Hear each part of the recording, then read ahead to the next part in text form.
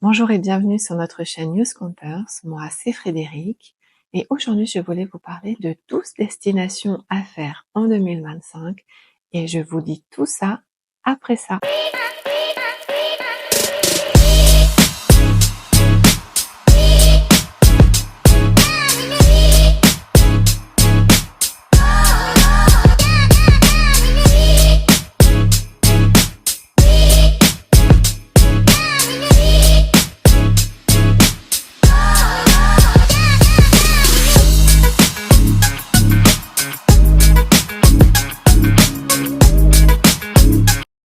Alors, on remet les choses dans leur contexte. Moi, c'est Frédéric et je suis accompagnée de JC et de notre petit chien Rasmo avec qui on voyage la plupart du temps en camping-car.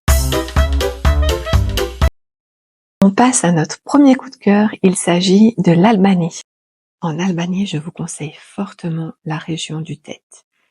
Si vous êtes amoureux comme nous de la rando, eh bien là-bas, c'est le paradis. Et vous en prendrez plein les yeux avec des cascades, des piscines naturelles aux teintes bleu lagon, des canyons. Bref, prenez vos sacs à dos et à vous les Alpes albanaises. Vous pouvez dormir chez l'habitant ou alors faire du camping sauvage en toute sécurité, car il faut savoir, et ça c'est un message à tous nos amis camping-caristes, que le spot nature est complètement toléré en Albanie. Attention toutefois sur ces accès qui sont assez difficiles. Il y a beaucoup d'animaux qui traversent les routes et les routes sont très étroites. Donc, soyez très prudents et vigilants. Pour cette deuxième destination, on vous emmène pas très loin de chez nous, on vous emmène en Allemagne.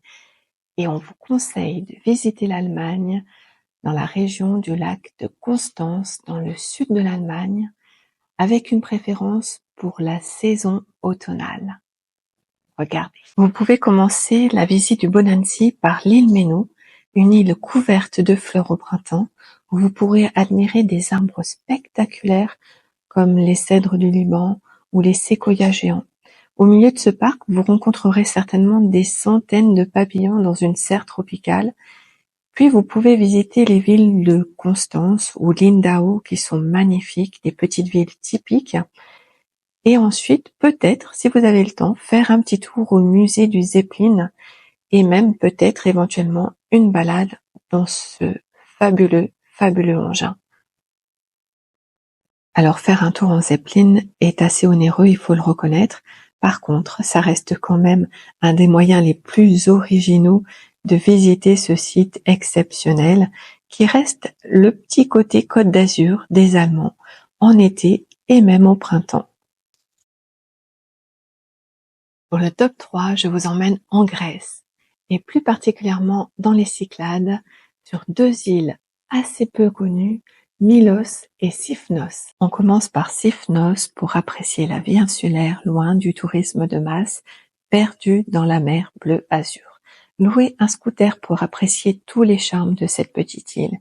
Puis on arrive à Milos, très facile d'accès avec les nombreux bateaux, et c'est l'île qui est réputée pour avoir le plus grand nombre de plages de toutes les Cyclades.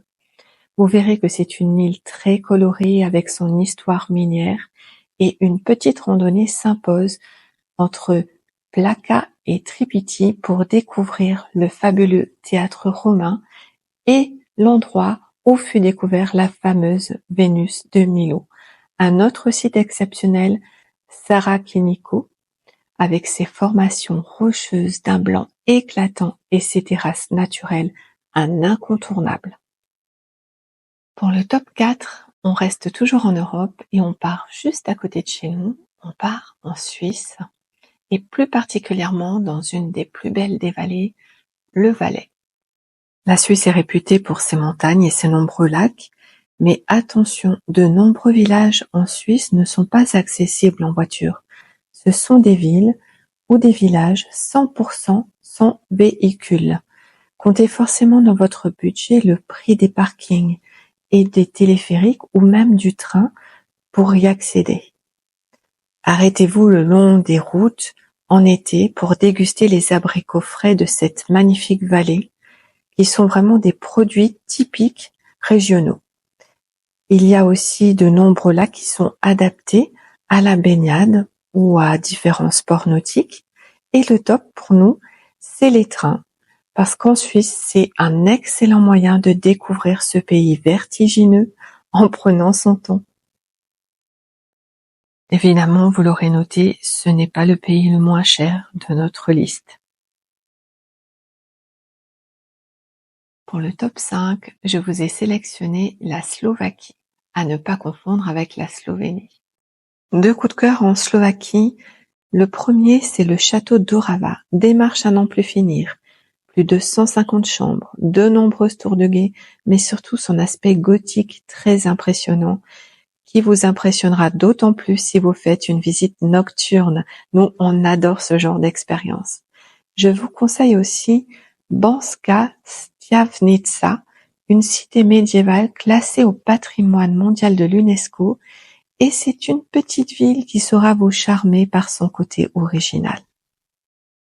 Pour le top 6, nous partons en Macédoine du Nord, un pays complètement oublié par les touristes.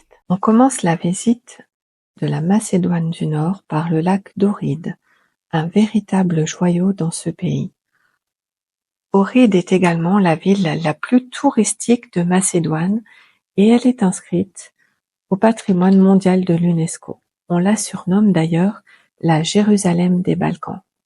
Dans la vieille ville, vous allez pouvoir admirer la forteresse de Samuel, mais surtout emprunter ses ruelles étroites et voir ses anciennes maisons en bois. Vous pouvez combiner une visite de l'Albanie et de la Macédoine du Nord, puisque ces deux pays se partagent le lac d'Ohride, qui est d'ailleurs le lac le plus profond d'Europe et l'un des plus anciens au monde. Pour les voyageurs en camping-car, ce pays accepte le camping sauvage. Pour notre top 7, je vous emmène un tout petit peu plus loin. Je vous emmène en Asie et particulièrement au Laos, le pays des 1000 éléphants. Vous allez voir que c'est une destination pour tous les amoureux de la nature et de l'authenticité. Au Laos, vous découvrirez une nature omniprésente, des forêts tropicales, des pics karstiques spectaculaires, des cascades de rêve, une mosaïque culturelle, mais aussi le calme et la détente, parce que le Laos est un véritable havre de paix, loin du tumulte urbain, idéal pour se ressourcer. Et c'est aussi le pays des éléphants sauvages, qui peuvent être encore observés dans leur habitat naturel. Et n'oublions pas le splendide Mékong. Partir à la découverte de ce fleuve lors d'une croisière est le rêve de toute une vie. C'est aussi le pays le moins peuplé de l'Asie du Sud-Est, et il faut le savoir, la notion d'espace est incroyable là-bas. Si vous avez l'occasion de vous balader au milieu des rizières, vous en prendrez forcément conscience. De plus, vous serez accueillis chaleureusement par ce peuple très sympathique. Le top 8, on part de l'autre côté de l'océan Atlantique. Cette fois-ci, on part au Mexique et plus particulièrement à Bacalar, la lagune aux 7 couleurs. La lagune de Bacalar s'observe le matin au lever du soleil et pour une activité très originale sur cette lagune, optez pour un kayak ou un canoë en allant très lentement, en partant forcément très tôt le matin, mais vous aurez pour vous un incroyable et merveilleux lever de soleil. N'oubliez pas vos maillots de bain, car l'eau est relativement chaude toute l'année. Et puis elle est surtout d'une couleur incroyable puisqu'on y note 7 nuances de bleu, de vert, de turquoise. En fait, c'est vraiment superbe et c'est un endroit idéal pour se mettre au vert ou alors une bonne étape sur la route du Belize et du Guatemala. Cette lagune est en péril à cause du réchauffement climatique, donc il est assez urgent d'en profiter, d'être émerveillé et époustouflé devant ses couleurs avant qu'elles disparaissent. Il est bon à savoir que Bacalar est en plein essor, mais relativement peu fréquenté. Si vous décidez de loger là-bas pour quelques jours, on vous conseille les écolodges avec accès à la lagune et kayak gratuit. Beaucoup possèdent des pontons en bois pour profiter pleinement non seulement de la baignade, mais aussi de ce spectacle inouï. On vous prévient, vous ne pourrez pas vous en passer.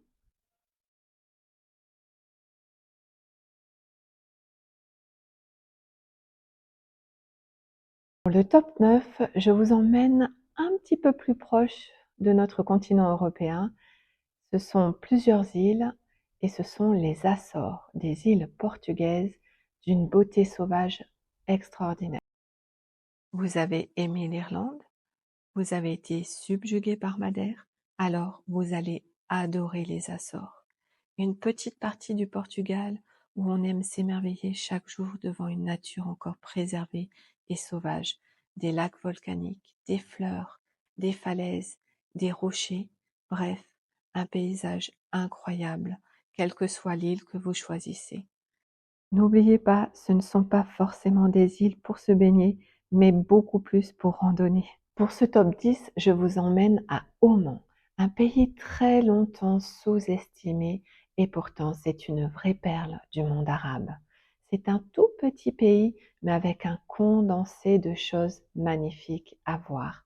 Il y a des déserts, il y a également des rivages immaculés, mais aussi une faune maritime exceptionnelle, des wadis, des souks, je ne vous en dis pas plus, regardez.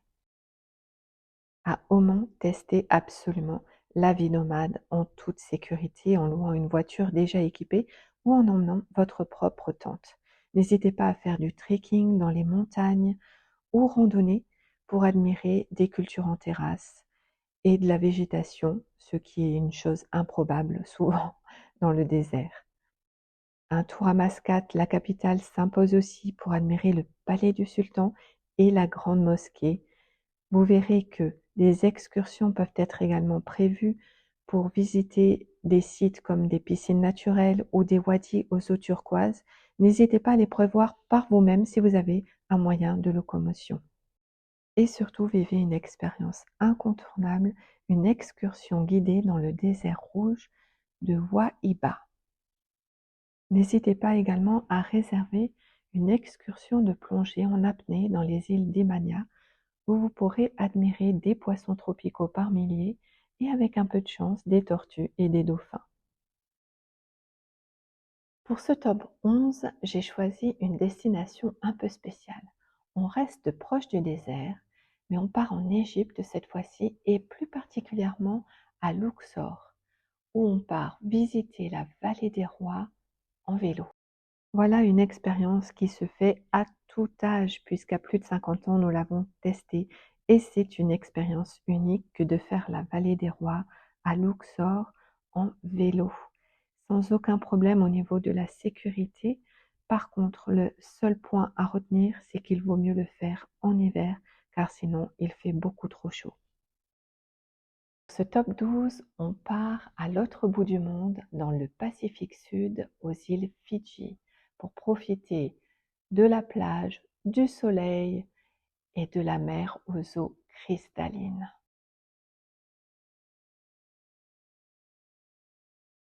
Les Fidji, avec son archipel de 300 îles, on vous conseille de n'en choisir que 2 ou 3 suivant la durée de votre séjour.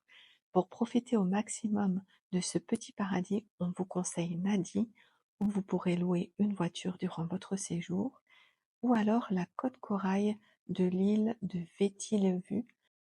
Vous pourrez tester des sports nautiques comme le kayak, le rafting ou encore le kitesurf. Donc n'hésitez pas, si vous êtes adepte, à vous rendre sur cette île et à découvrir cette belle côte. Comme vous l'avez remarqué, parmi ces 12 destinations, il y a un point commun et en fait, c'est l'authenticité, mais aussi les activités originales que vous pouvez faire. Voilà le petit Rasmus qui vient me déranger à ce moment-là. Donc, n'oubliez pas de vous abonner pour en savoir plus sur notre prochain épisode à voir absolument parce que c'est une pépite. C'est l'Égypte et particulièrement la vallée des rois à Luxor à faire en vélo. Et puis, n'oubliez pas aussi de nous suivre sur notre compte Instagram Et enfin, n'oubliez pas de partager vos propres expériences. Nous sommes toujours hyper contents d'avoir des commentaires et très curieux de savoir votre ressenti par rapport à ces destinations. Donc voilà, alors je vous dis quoi? À bientôt!